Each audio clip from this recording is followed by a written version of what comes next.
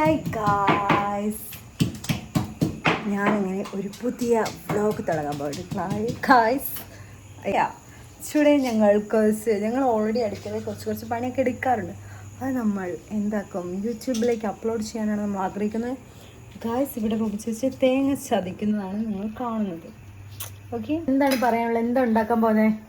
പറ. ഒന്നും പറയാനില്ല. എന്താ പറയാൻ വാക്കുകളില്ലേ? വാക്കുകൾ കിട്ടുന്നില്ല. കാരണം നിങ്ങൾ ഫസ്റ്റ് ടൈം ആയതുകൊണ്ട് അതിൻ്റേത് ബുദ്ധിമുട്ടുകളുണ്ടാവും. സോ നിങ്ങൾ ക്ഷമിക്കോ. നെക്സ്റ്റ് മീൻ വറക്കാനാണ് പോകുന്നത്. ഇത് കണ്ടില്ലേ, ഇതങ്ങ് പാറി അങ്ങ് കൂടിപ്പോയിട്ടുണ്ട്. ഗായ്സ്, മീൻ വറക്കുന്നതിന് മുമ്പ് കുറച്ച് കറിവേപ്പില ഇട്ടിട്ടുണ്ട്. മീനാണ് നമ്മൾ ഉണ്ടാക്കാൻ പോകുന്നത്. ഇനി നമ്മൾ മീൻ ഓരോന്നായി അതിലേക്ക് ഇടണം. മീനൊക്കെ സോ റിസ്ക്കിയാണ് ഗായ്സ്. അങ്ങനെ നമ്മൾ മീൻ ഇട്ട് വെച്ചിട്ടുണ്ട്. ഇതാ ഇവിടെ എല്ലാം നമ്മൾ കറണ്ട് പോയി, അതുകൊണ്ടാണ് നമ്മളിങ്ങനെ ചതച്ച് പ്രാചീനമായ രീതിയിലാണ് നമ്മളിവിടെ തേങ്ങ ഉണ്ടാക്കുന്നത്. അല്ലേ, തേങ്ങ ചതക്കുന്നത്. മുളക് നമ്മൾ അപ്പുറത്ത് ചതച്ച് മാറ്റി വെച്ചു. കാരണം ഇത് എന്തിനാന്ന് വെച്ചാൽ നമ്മളടുത്ത വാഴക്കത്തോരമാണ്. ചോറ് ഇവിടെ ആയിക്കൊണ്ടിരിക്കുന്നത് ഉണ്ടാക്കാൻ വേണ്ടി കത്തിക്കുകയാണ്. ഇപ്പോൾ ഇങ്ങനെ പാത്രം വെച്ചു. ഹോബി സാസിനാണ് തോരൻ ഉണ്ടാക്കാൻ പോകുന്നത്. ഹോബി സാസ് മെയിൻ കുക്കാണ് നമ്മുടെ.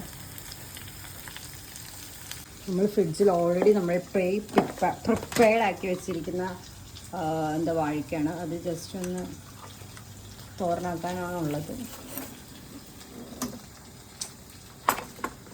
നമ്മൾ കറി സെലക്ട് ചെയ്യുന്നതാണ് റൂബിസാസ്.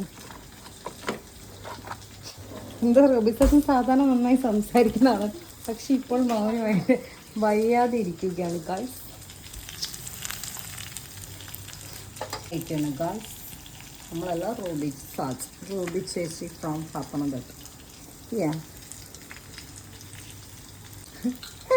ഇത് കാണുമ്പോൾ ഞാൻ പണിയെടുക്കുന്നത് നിങ്ങൾ വിചാരിക്കും. അങ്ങനെ വിചാരിക്കരുത്, കാരണം ഇപ്പുറത്ത് ഞാൻ മീൻ വറക്കുന്നുണ്ട്. ഇപ്പോൾ പൊട്ടിത്തെറിക്കും ഗായ്സ്.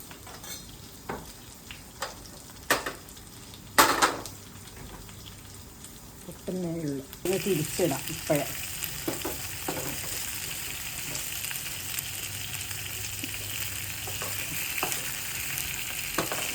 അല്ല, കറിവേപ്പില ഇടുന്നുണ്ട്. നെക്സ്റ്റ് നമ്മൾ അരച്ച് വെച്ച പ്രാചീനമായ രീതിയിൽ അരച്ച് വെച്ച തേങ്ങ ഇതിലേക്ക് ഇടുന്നു. അതിനുശേഷം നന്നായിട്ട് നമ്മൾ വഴറ്റി കൊടുക്കും. നമ്മൾ ഉണ്ടാക്കാൻ പോകുന്നത് വാഴക്ക തോരനാണ്. ഫസ്റ്റ് ടൈം നമ്മളങ്ങനെ കുക്കിംഗ് ഒന്നും വല്ല അറിയില്ല, പഠിച്ചു വരുന്നതേ ഉള്ളൂ. അങ്ങനെയുള്ളവർക്ക് എളുപ്പത്തിൽ കുക്ക് ചെയ്യാൻ പറ്റിയതാണ് വാഴക്കത്തോരൻ. ഓക്കെ, നമ്മൾ മഞ്ഞളും ഉപ്പൊക്കെ ഇട്ട് ഓൾറെഡി വേവിച്ച് വെച്ചത് ജസ്റ്റ് അത് ഇതിലേക്കൊന്ന് വെച്ചു. ഹാഫ് ബോയിൽഡ് ആണ്, ബാക്കി ഇത് ചെയ്താൽ മതി. നന്നായിട്ട് വഴറ്റി കൊടുക്കാം ഗൈസ്, വളരെ നന്നായിട്ട്. റൂബിസാസും പറയൂ. റൂബിസാസിനാണ് മെയിൻ കുക്കറി. പിന്നെ ലേശം ഉപ്പ്, ആവശ്യാനുസരണം നമ്മൾ ഉപ്പ് ചേർക്കുക. ഒത്തിരി ഇടരുത്, പാകത്തിന് ഉപ്പ്. ഉപ്പെന്ന് പറഞ്ഞാൽ വളരെ ഒരു ഇതാണ്, ഇത് കൂടരുത്. ഇത് നന്നായി നമ്മൾ മുരിക്കണം. അതെ, തെറ്റുകളുണ്ടാകും, അതൊക്കെ ക്ഷമിക്കാം. ശരി. ഒത്തിരി ഇട്ട കിഡ്നി ഫെയിലറൊക്കെ ഉണ്ടാവും. ഇനി നെക്സ്റ്റ് കുറച്ചൊരു വെള്ളം ഒഴിച്ച് കൊടുക്കാം. എന്നിട്ട് നന്നായിട്ട് അതിന് വഴറ്റുക.